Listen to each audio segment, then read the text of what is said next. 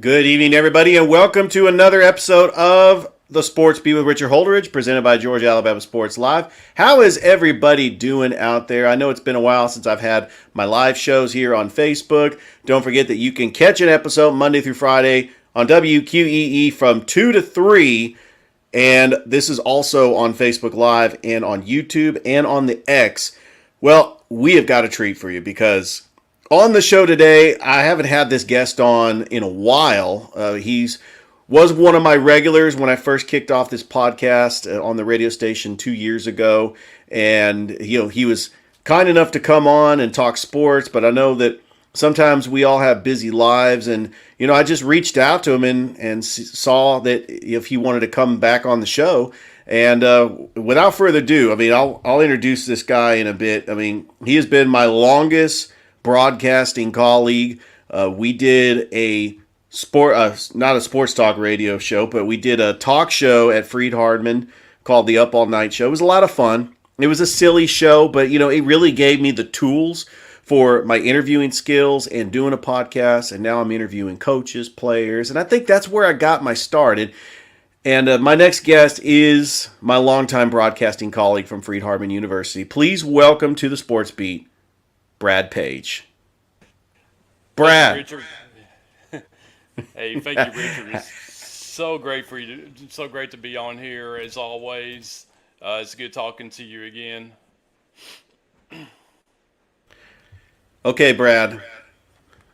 We got to talk about our. I'm hearing an echo here. No, it's fine. We got to talk about our alma mater, Freed-Hardman University, winning the championship. It was a great feeling. I was trying to get you on the show. I was doing a live show, and really winning the championship for men's basketball. I know the women won the championship in 2018 for girls basketball.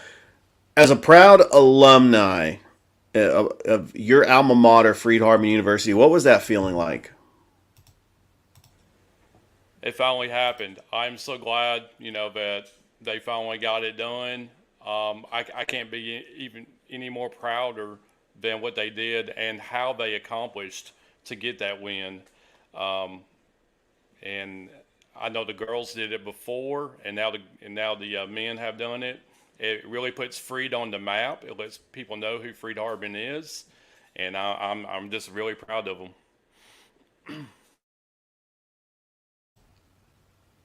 All right, Brad, you are a Tennessee Titans fan. They just had the NFL draft. I thought the Titans were going to get Joe Alt, but the Los Angeles Chargers just snuck up and got Joe Alt. But they got J.C. Latham with their pick. A good offensive tackle to protect the blind side of Will Levis. What is the transformation for the Tennessee Titans? No more Derrick Henry. They still have DeAndre Hopkins. Will Levis is now the quarterback of the future after the experiment with Malik Willis, and we really don't know about the situation with Ryan Tannehill. What's the vibe like in Tennessee? The vibe is, we finally realized we got to start over. Especially losing Derrick Henry to the Ravens. It was definitely a big blow. But I'm really anxious to see how Levis does the second year. When he did play last year, he did have some good flashes of good games. But I believe what they're trying to do is start with the line first. That's why they drafted Latham. They knew they could get a good size with him out of Alabama and expect him to play left tackle to protect Levis. So they really wanted to focus on the offensive line and definitely the defensive line, the trenches and everything. And I do believe a Pollard and a Spears will be a great duo. But again, losing Derrick Henry, we're so used to running the ball with him, and taking the pressure off of Levis, and now this is Levis's team. This is his team now, and we just got to see where it goes from there. Brad, what were some of the things that shocked you during the NFL draft? Or were there any surprises that came across when you were watching it? Well, we were expected to get Alt, and we were surprised that the Chargers went up and got Joe Alt because we really thought he was going to go to the Titans. But we were glad that we did pick up Latham. But I think obviously the biggest surprise was Penix going to the Falcons after they already signed Cousins to such a big deal. And it's going to be interesting to see what the Falcons do with Penix. Very true. And you being in Tennessee, you're still in Lexington, right, Brad? Still here in Lexington, just right between Nashville and Memphis. If you don't know where Lexington is, it's right off of I-40. Still here in Lexington. Lexington's growing. Uh, it's really grown over the past few years, and I'm still proud to be here. And I'm working in Jackson as well. And Jackson is always growing, as a lot of people know as well. All right, Brad. I do have to talk about the sports landscape in Tennessee. I mean, obviously, with the Tennessee Vols and what they have done, Josh Heupel with that up tempo offense. I know all the Tennessee Volunteers fans are excited about Nico Amavelia, and I hope I'm pronouncing that guy's name right. But he has just been just a phenom. I know that Joe Milton won the starting job last year. They've had some pretty good quarterback play from Hendon Hooker to Joe Milton, but now Nico is coming in there. Do you like what Coach Josh Heupel has done at Tennessee as far as recruiting, and how can they compete with the likes of Georgia, which is going to be the favorite in the SEC East, but you also can't count out Missouri or what Kentucky has done, and right now I think Florida with Billy Napier. I mean, they're going to be, a team to watch out for, especially with Graham Mertz coming back. But what's the vibe like in Rocky Top?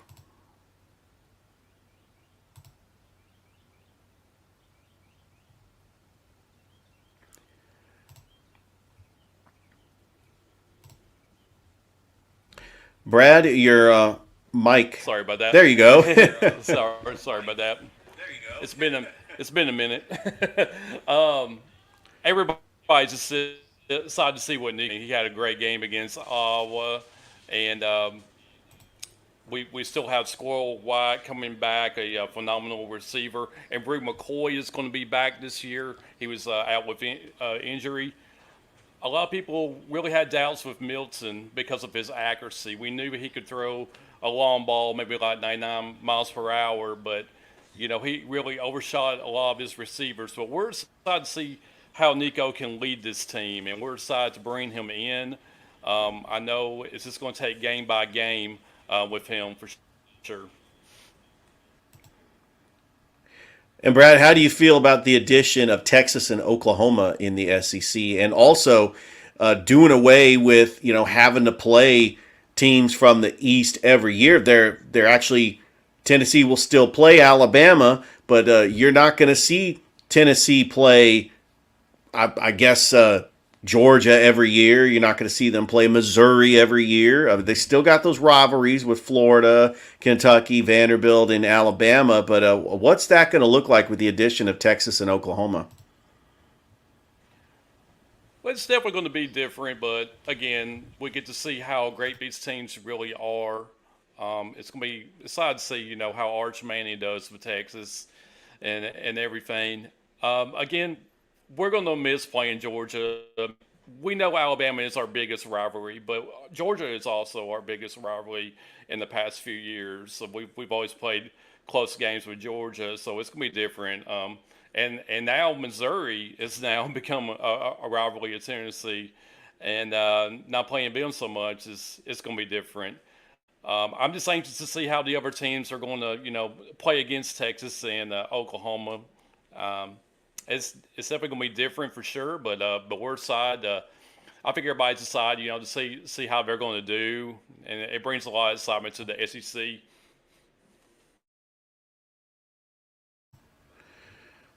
Okay, Brad, let's talk about the NBA playoffs. Your Memphis Grizzlies are not in it this year. I mean, they've had just a very tough season, but it looks like the Lakers are out once again as the Denver Nuggets. They put them out of the playoffs. The Phoenix Suns have been eliminated. The Warriors were eliminated. It seems like the Steph, LeBron, and KD era of basketball is coming to an end. I mean, you still have John Morant's going to come back for the Grizzlies. I believe the Grizzlies are going to get a good lottery pick, and they know how to play and they know how to win because they actually build something special. Steven Adams is going to come back from injury. But you look at the landscape of the NBA. The Denver Nuggets look like the favorites to win the NBA title. Over in Boston, even though Kristaps Porzingis is hurt, I think it's a collision course between the Celtics and the Knicks in the Eastern Conference Finals.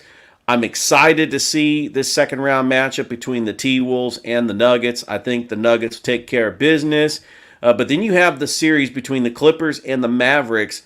And I think the winner of this series gets past the Oklahoma City Thunder. So we could see Clippers, Nuggets. We could see Mavericks, Nuggets. I mean, I think that's really what's going to happen. In the NBA Finals is going to be the Celtics and the Nuggets. I believe the Nuggets go back-to-back. And with the NBA, and there really is a little bit of parity, do you think that the Denver Nuggets is starting to become the new dynasty in the NBA? Very much so. They could be, especially with all the the firepower that they have. Um, but I do like seeing these young up and coming teams like the Knicks, like you mentioned, and the Timberwolves. I think they're a great team. They played the Grizzlies a couple of years ago in the first round very well, but Grizzlies beat them 4-2 back in 22. But now the Timberwolves have Mike Conley, so I'm kind of pulling for Mike Conley, being a Grizzlies fan. But I do believe the Nuggets and the Celtics are definitely the teams to beat. But I do believe the Knicks and young teams like the Thunder and the Wolves are exciting to watch, and it is going to be different without LeBron, KD, and Curry. All these new up and coming young players are now going to step up.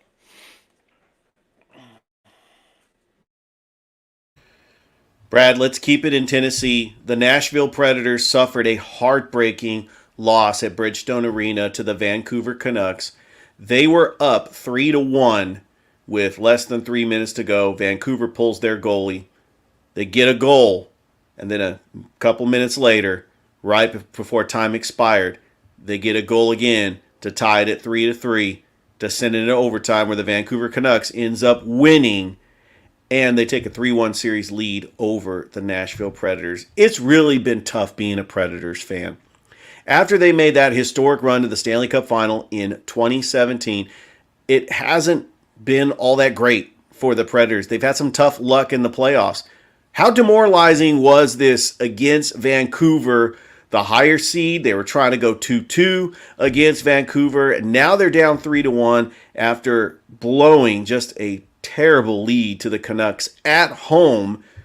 How can the Preds regroup?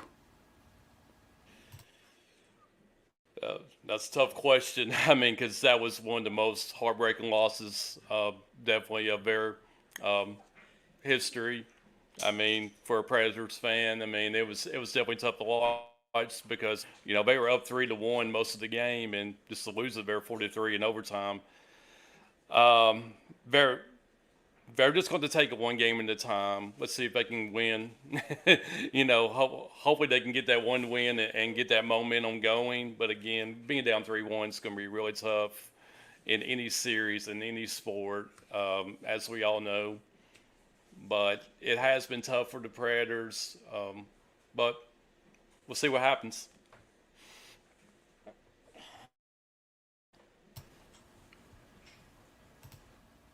All right, Brad, let's talk about Caitlin Clark because obviously she is a superstar that completely moved the needle. It got everybody excited about college basketball. I know that women's college basketball is very popular, especially in Tennessee with the Lady Vols, but there's just something about Caitlin Clark that moves the needle. And over 14 million people saw the LSU South Carolina Elite Eight game between Caitlin Clark and Angel Reese. And then, of course, the national championship game against South Carolina. It was the most watched ever. And then the WNBA draft, over 2 million people watched it. With the popularity of Caitlin Clark, because now she's on magazines. I mean, she is just being featured in commercials.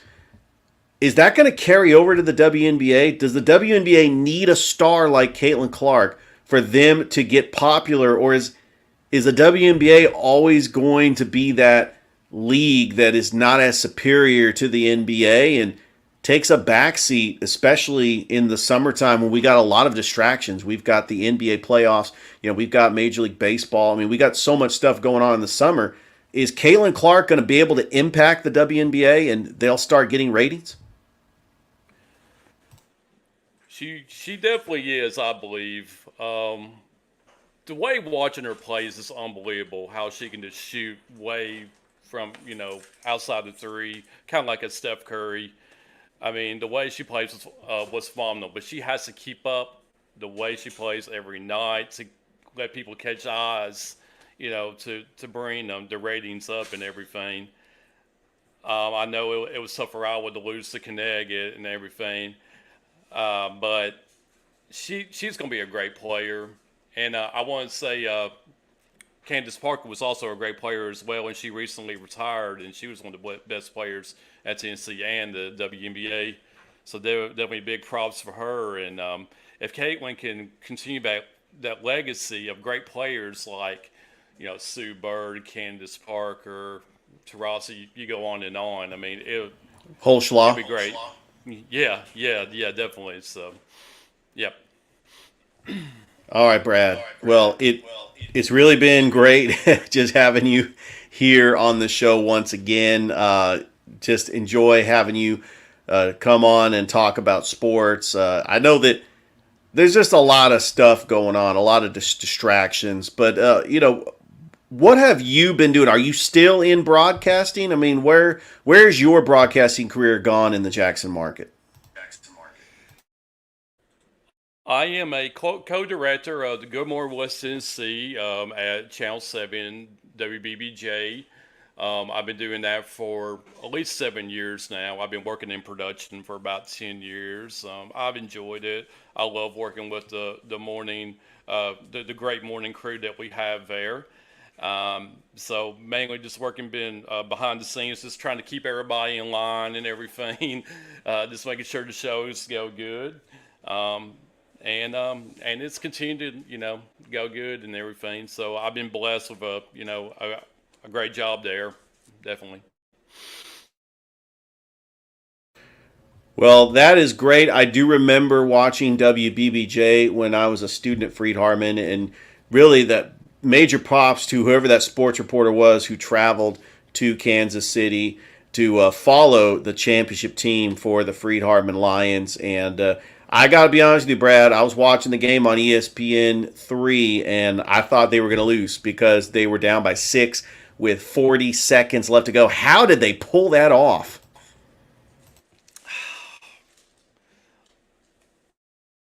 Like you said, it was one of the greatest comebacks, in a few minutes, of any team, and it was just amazing how it all pulled off like they did, and definitely a big props to Zach Jones for going out there and covering Freed.